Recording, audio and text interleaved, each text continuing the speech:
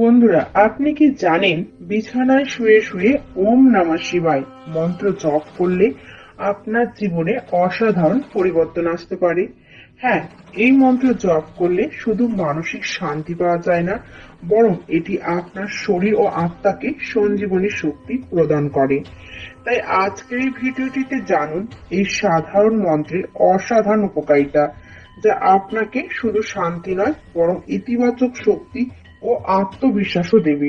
আজকের ভিডিওটিতে আমরা জানবো শয্যাশায়ী অবস্থায় ভগবান শিবের এই মন্ত্র ওম নমঃ শিবায় জপ করলে কি কি হয় এবং কি কি ঘটনা ঘটে, এই বিষয় নিয়ে আজকে ভিডিওটিতে আলোচনা করা হবে। তাই বন্ধুরা, পুরো ভিডিওটি শুরু থেকে শেষ অবধি দেখার অনুরোধ রইল। এই মন্ত্র জপ মাত্র 108 বার করলেই, গুরু ছাড়াই, ব্রহ্মচর্য ছাড়াই আপনি এমন কিছু পাবেন যা আপনাকে বিস্মিত করবে। এই মন্ত্র নিজে একটি মহাশক্তিশালী মন্ত্র। এই মন্ত্রের দেবতাকে মৃত্যু দেবতা বলা হয়, কারণ স্বয়ং মৃত্যু যার অধীন তিনি এই মন্ত্রের অধিষ্ঠাতা। তার ইচ্ছাতেই এই সমগ্র মহাবিশ্ব পরিচালিত হয়, আর তার ইচ্ছাতেই সমস্ত জীব জগতের পালন হয়। আর এই মন্ত্রের দেবতা হলেন কালদেরও কাল, মহাকাল, অর্থাৎ স্বয়ং ভগবান শিব। অনেকেই মন্ত্রকে হালকাভাবে নেন, তাই আজকে এই ভিডিওটির মাধ্যমে আপনাদের জানাবো এই মন্ত্র জপ করলে আপনার শারীরিক, মানসিক ও পার্থিব জীবনে রূপান্তর নিয়ে আসে। ওম নমঃ শিবায় মন্ত্রটি 6টি অক্ষর নিয়ে গঠিত, তাই একে স্বরাক্ষরী মন্ত্র বলা হয়।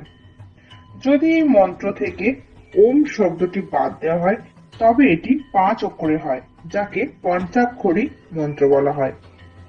যে কোনো মন্ত্র জপ করার আগে যদি তার আগে ওম শব্দটি জুড়ে দেওয়া হয়, তবে সেই মন্ত্রের শক্তি বৃদ্ধি পায় এবং সেই শক্তি ব্রহ্মা, বিষ্ণু এবং শিবের সাথে যুক্ত হয়।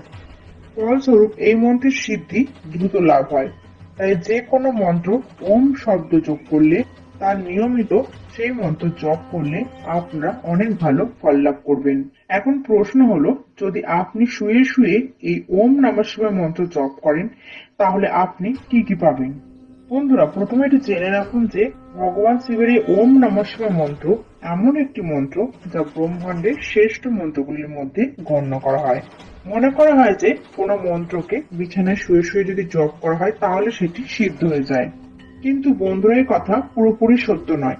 এই ব্রহ্মাণ্ডের যত মন্ত্র রয়েছে সেগুলি সমস্তই ভগবান শিবের দ্বারা উৎপত্তি হয়েছে। সেটা ওম নমঃ শিবায় মন্ত্র হোক, গায়ত্রী মন্ত্র হোক, মৃত্যুঞ্জয় মন্ত্র হোক বা অন্য যে কোনো মন্ত্র। আপনি এই মন্ত্রের এত বেশি জপ করুন যে মন্ত্রের উপরে বাঁধন যেন নিজে থেকে ভেঙে পড়ে। এতে মন্ত্র শুধু উৎপল হয় না, বরং মন্ত্র তার নিজের সিদ্ধির দিকেও অগ্রসর হয়। দ্বিতীয় উপকার হচ্ছে, যখন আপনি বিছানায় শুয়ে জপ করবেন, তখন আপনার চারপাশে বা বাড়িতে যদি কোনো নেতিবাচক শক্তি থাকে, তাহলে সেই নেতিবাচক শক্তি নষ্ট হয়ে যাবে। ওম নমঃ শিবায় মন্ত্র জপ করলে নেতিবাচক শক্তি আমাদের থেকে দূরে থাকে, এবং যখন আমাদের জীবন থেকে নেগেটিভিটি দূর হয়ে যায়, তখন আমাদের সমস্ত কাজ খুব সহজেই সফল হতে শুরু করে। নেতিবাচক শক্তির প্রভাবে আমাদের বুদ্ধি সঠিক সিদ্ধান্ত নিতে পারে না, আমাদের চিন্তা ও বিশ্লেষণা শক্তি দুর্বল হয়ে যায়। এই মন্ত্র জপের মাধ্যমে ব্যক্তি নিজেকে এবং নিজের ঘরকে সুরক্ষিত রাখতে পারে। আপনি যদি কিছু ঘটনার পূর্বাভাস পেতে শুরু করেন, তাহলে স্বপ্ন সিদ্ধি, বাক সিদ্ধি ইত্যাদি ছোট্ট ছোট্ট সিদ্ধিগুলো আপনি অর্জন করতে থাকবেন। এই সমস্ত জিনিস আপনাকে স্বজনপ্রিয়ভাবে অনুভূত হতে শুরু করে। এমনকি জপের প্রভাবে আপনার কল্যাণ তো হয়ই, পাশাপাশি আপনি অন্যদের কল্যাণ করতে সক্ষম হন। ভগবান শিবের কৃপা লাভ করার জন্য ওম নমঃ শিবায় মন্ত্রই হচ্ছে সর্বোত্তম এবং শ্রেষ্ঠ একটি মন্ত্র। যদি আপনি প্রতিদিন 108 বার ওম নমঃ শিবায় মন্ত্রটি জপ করেন অথবা বিছানায় শুয়ে জপ করতে থাকেন, তাহলে প্রায় 1 মাস পর আপনার জপের প্রভাবে এই মন্ত্র তার প্রকৃত প্রভাব দেখাতে শুরু করবে। অল্প সময়ের মধ্যে এই মন্ত্র জাগ্রত হতে শুরু করে। সিদ্ধ হয় না, কিন্তু জাগ্রত অবশ্যই হয়।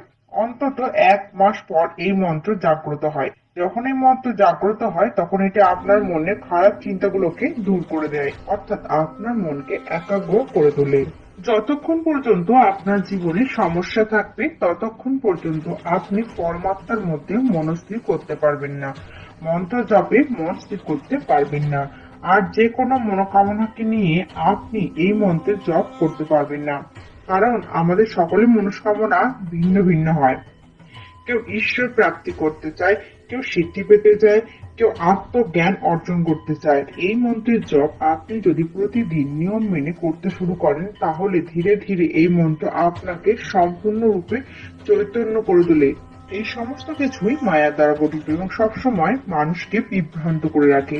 সিদ্ধির মোহে পড়ে মানুষ নিজের মোক্ষকে ভুলে যায়। তাই যতক্ষণ না আপনি ঈশ্বর প্রাপ্তি করেন, নিজের ইষ্ট দেবতাকে লাভ করেন, ততক্ষণ পর্যন্ত আপনাকে সাধনা করে যেতে হবে। তো বন্ধুরা, আজকের ভিডিওটি এই পর্যন্ত। যদি ভালো লাগে তাহলে অবশ্যই লাইক করবেন, চ্যানেলটিকে সাবস্ক্রাইব করে নোটিফিকেশন বেল আইকনটি অন করে রাখবেন এরকম আর নতুন নতুন ভিডিও দেখার জন্য। আর কমেন্ট বক্সে অবশ্যই লিখতে ভুলবেন না হর মহাদেব।